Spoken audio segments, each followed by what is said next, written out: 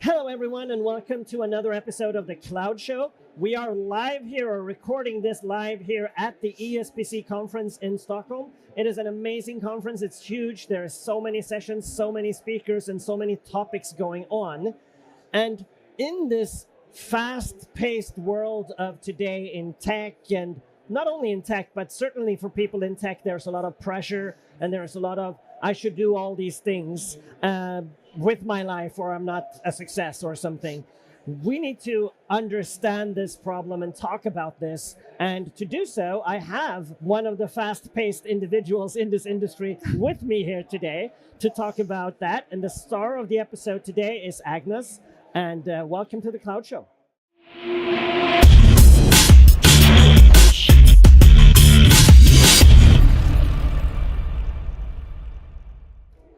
Hello, Agnes. How are you doing? Hi, I'm doing relieved. I am done with my sessions. Oh, nice. Here at the ESPC conference. All right. Yes. It's a good conference, isn't it? It is. It's very energetic, very fast, very overwhelming as well. And you had two sessions. Brilliant. What were your sessions on? The first one yesterday was on search and content assessment, how to understand what you have and what you need. Okay. And today was a non-tech session about work-life balance. Work-life balance? Yes, on the Inspire stage. Brilliant. So on the Inspire stage here at the ESPC, they have a stage where you can go and talk about, adjacent things sometimes. Things that are not necessarily, here's how to use the latest version of so-and-so. Not only that, right? Yeah. But also talk about other things that are maybe equally or maybe sometimes more important. Yeah, and I shared my story of life, and I shared what I have learned. I am not there. I cannot tell you that I have the perfect work-life balance. I don't think anyone does. I went to bed at 1:30 last night, which is definitely not what I would recommend. Okay. But that's life. That's life. And so just maybe quickly for the audience, tell us just briefly, who are you and what do you do in this industry of ours? Yes, I have actually two roles. One is that I run a business, a small consulting company called Search Explain, where I am the lead consultant. We do everything that helps finding things, information, knowledge on Microsoft platforms. Yep. And in my other role, I am a personal life coach. Oh, nice. Which is non-tech related at all. Which is so great, because then maybe you do get a little bit of balance, ideally. Yes, absolutely. And I learn from both, which I can use in the other. Fantastic. And so let's describe this problem that I think everybody kind of feels, but can we, how bad is it out there with work-life balance? Are we working too much? And what's the pressure we're under? I think one of the most important pressure is that we expect ourselves to have work-life balance, and some people take it very seriously that, if I do not go to bed at 10 p.m., but instead of 10:05, then it's not a balance anymore. So that we can be put pressure on ourselves to be balanced. Yes. Oh my God, that sounds bad. But also we have a lot of external expectations, which we try to meet, in work, in your life, personal life. Like your manager or your significant other, maybe a spouse or somebody? Yeah, a couple of things can be it can be that there is a work deadline and you are expected to meet that deadline with a good quality work. So it's a complex expectation, which that's the value in your work. So you have to meet that, and you feel that you have to meet that. Yeah. But also we have non-work expectations, you should prepare dinner every evening, or you should do the laundry every weekend, And all these expectations keep adding up, right? Yes. You compound them, and it becomes this very large pile of expectation. And it's harder and harder to meet them because you have the pressure. So psychologically, it's a big and you get stressed, and your shoulders go up, and you get really stressed, and it's like, oh my God, I can't do this. I'm a failure. Yes, and you are just juggling. Oh, you are expecting this. My boss is expecting something else. My husband is expecting. My children are expecting. I'm expecting from myself. Yeah. It's very hard. So how do you give yourself a break? How do you figure, you have to take the pressure off? That's a very hard thing because you cannot switch off like this. It's not like I don't give a crap about the deadline at work. You can't not give a, you have to care about that. And also, you can discuss it with friends or with a coach or with a mentor, with a colleague, with your manager in work. But many times it also gives you more pressure, because if someone tells you should slow down, then that's again an expectation. That's more pressure, right? So now they're telling me I can't do it. Now they're telling me I'm not good enough. Exactly. And that doesn't relieve pressure. It actually adds pressure. Oh my God. Exactly. And they have that good intent that I want you to be healthy and happy. Yes. You should slow down, but you take it as criticism. Oh God. Because now I'm really a failure because even they say that now other people say that I'm a failure as well. It's not only me telling me I'm a failure. Oh gosh. Exactly. So what are some ways that we can try to make our lives better? You're a life coach. So what do you coach people to do? My number one recommendation, well, it would be slow down, but obviously it does not work like that. You just can't tell someone they're not going to slow down because you say it. No, no. But what works is when you check in with yourself. Yep. And you check in your energy level and you realize that, no, it's not going to get better if I push myself through this. Maybe it's better to drink a coffee, to go for a walk. Okay. But so it needs to come from the within. What would feel good for you now?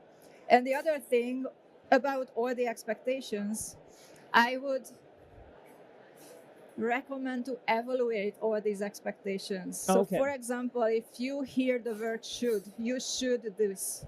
Okay. What I recommend and what I teach to everyone, to ask a question, who says that I should? Oh, okay. Yeah.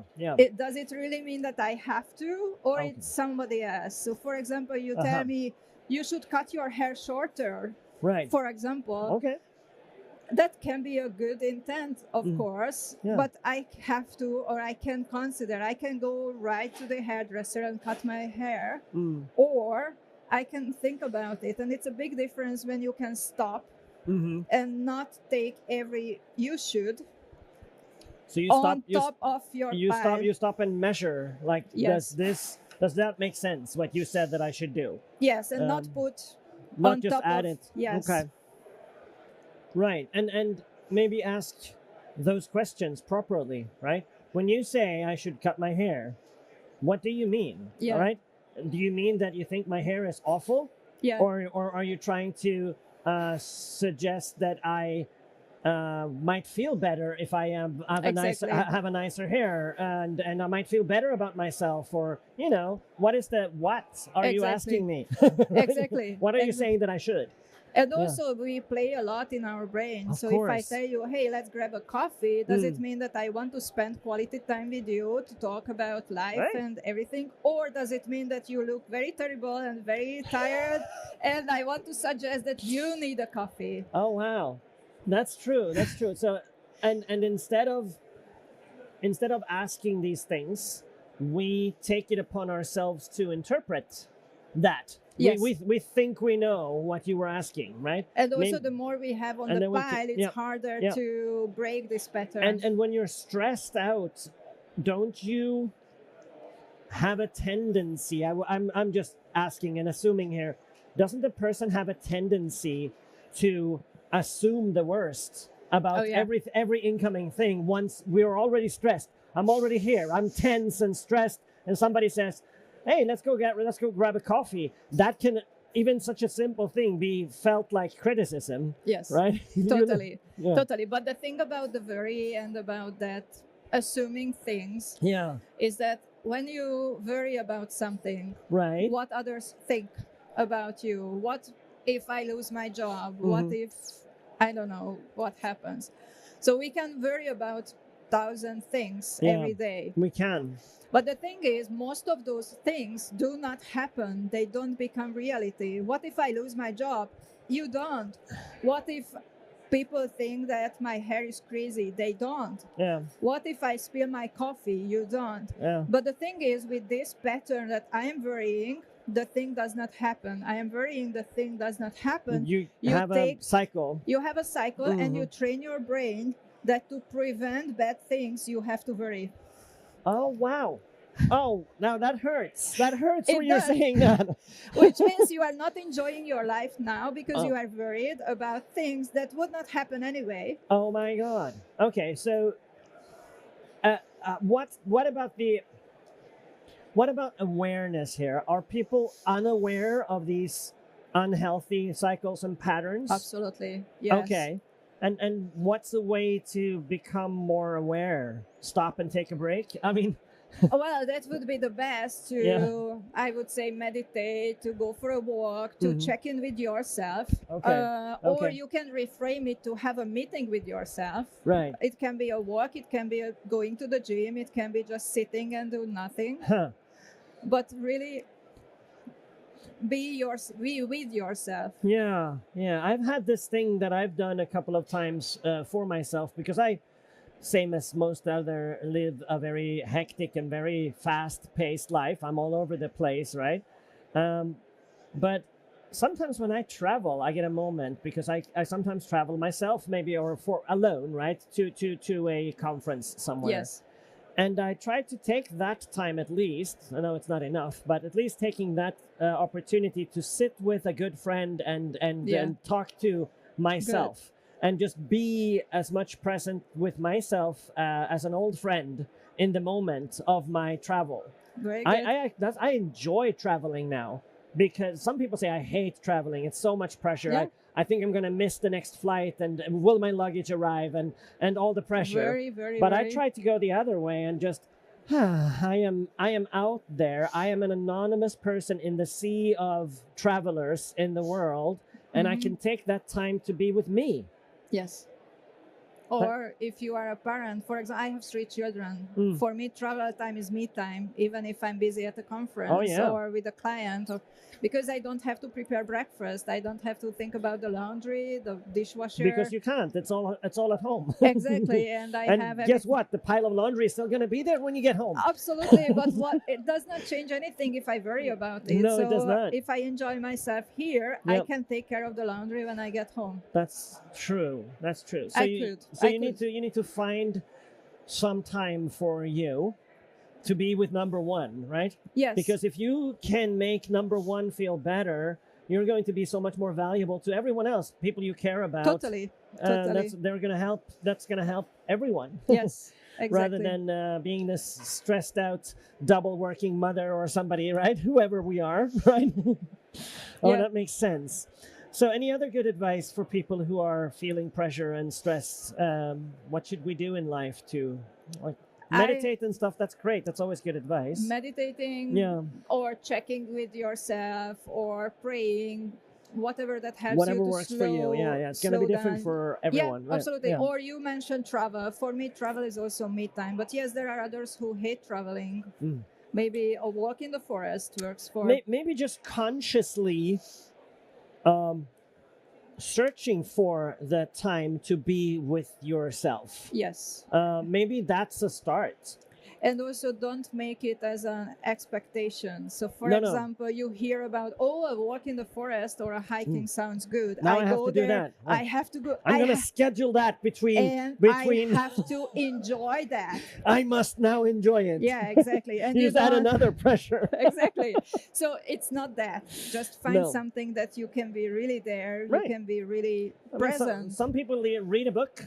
Some people go for a run. I know that I don't super much enjoy running. I respect people who do a lot of running, but it's not my game. Yeah. But what I found out when I did do a bit of running was that in the beginning, when I started running, my brain would be all tense. I would be thinking about work and maybe the laundry and things, right? I'd be like, running. But after a while, it subsides and you go into a flow and you're just running and your brain is emptying. Yes. Right? Yes. And that's what we're looking for, a way to... Exactly. And if you run or walk or hike, you can focus on, one step after another. Yeah. Or if you, go to the gym, that's a different story. If you sit down and read, yeah, this shift when you really feel relaxed, whatever it is. And the goal is to feel better about yourself and for yourself, for you. Yes. And you shouldn't feel guilty about that, because when you are feeling better, you can be more effective to all who is around you, and you're not the angry mother who is yelling at the kids for not picking up the dirty laundry off the floor. Yes. You know, that might happen, right? I have children myself, you know, but that's another pressure, right? That does happen, but you become this angry person, and you don't want to be that. You want to be, you know, in the present with your loved ones as well, so they see the other part of you. Yeah. Brilliant. Well, you know what?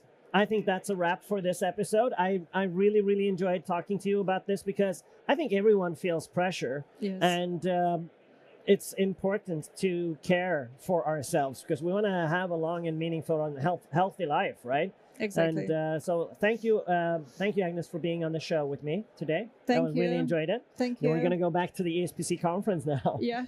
And audience, I will see you next time on The Cloud Show.